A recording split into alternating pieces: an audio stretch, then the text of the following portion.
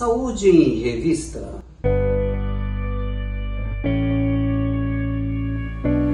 Olá, amigos, está no ar Saúde em Revista, o programa feito especialmente para você, trazendo notícias, informações, desvendando mitos e verdades quando o assunto é saúde. E recentemente nós tivemos aí a notícia de que Tony Ramos foi internado de urgência em função de um problema intracraniano. Ele teve que ser operado, inclusive de urgência, porque ele estava com hematoma subdural. Isso foi já na metade de maio. E aí ele ficou internado e depois de alguns dias teve que fazer uma nova cirurgia também para um outro hematoma subdural que tinha ocorrido logo, acho que uma semana depois. Então eu resolvi abordar o tema para a gente ter uma ideia do que acontece.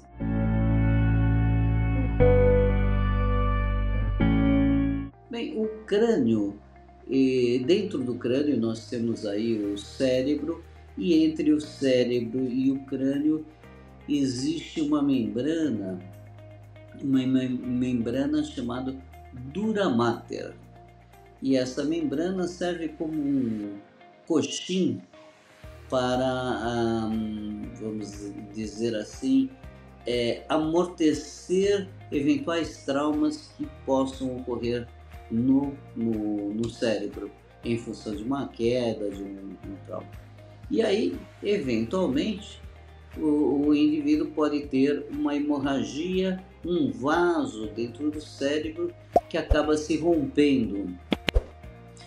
E esta rotura deste vaso acaba fazendo com que o sangue se extravase, e como o cérebro tem em volta então o crânio, que é esse estojo ósseo, não tem para onde crescer esse sangue lá acumulado, que é esse hematoma, e vai comprimindo então o próprio cérebro, vai comprimindo estruturas neurológicas que, a depender da localização dessa compressão e da intensidade dessa compressão, pode haver comprometimento neurológico importante.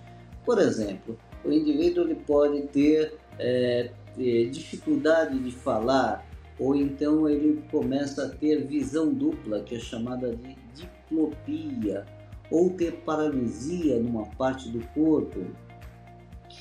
Agora, né, na fase aguda, pela distensão da cápsula da dura mater, o indivíduo tem inicialmente uma dor de cabeça muito intensa, muito forte, e ele pode ter vômitos, que são vômitos diferentes dos vômitos tradicionais, que a pessoa tem náusea. Ela tem vômito não precedido de náusea, que é chamado inclusive de vômito em jato.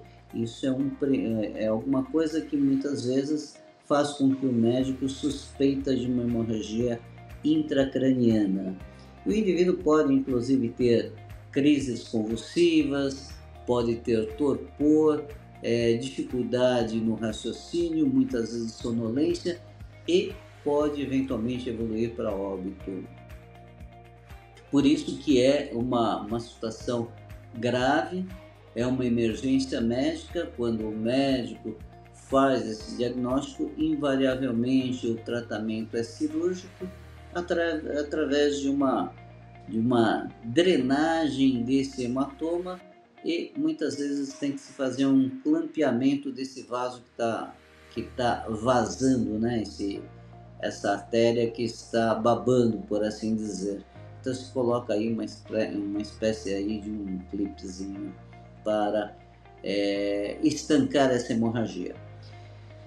A grande maioria das vezes o hematoma subdural está relacionado a um trauma anterior, né? Um choque, uma pancada, uma queda, ou eventualmente um soco, ou então um acidente automobilístico, alguma coisa que levou aí um trauma agudo, e aí em função disso houve a rotura de algum vaso.